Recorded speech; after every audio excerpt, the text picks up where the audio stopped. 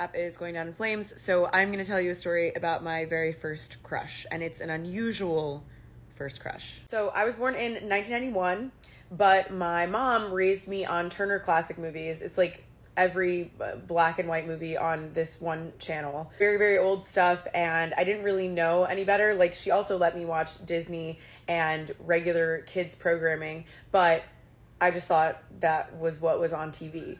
And I became really obsessed with the Little Rascals.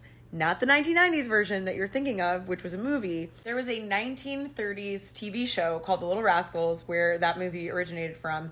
And we had every single VHS tape of every single episode, and we watched it a lot. And also, I think it would appear on Turner Classic Movies sometimes. And I had the biggest, craziest crush on Alfalfa. This guy with the hair sticking up. I was in love with him. I was obsessed with him. I was goo goo gaga over Alfalfa. I loved Alfalfa so much that at, 4 or 5 years old, I was so jealous of his girlfriend on the show, Darla. I hated Darla.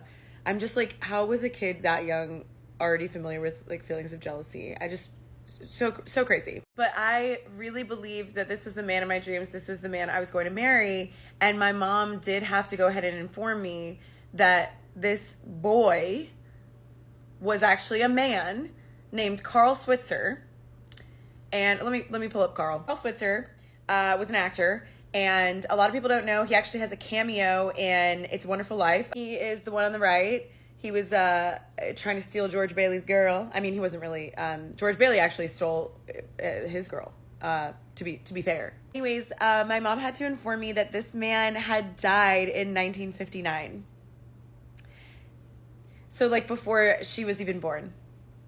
He was bye-byes before either of us had ever been born. And I was devastated. It was devastating information to receive.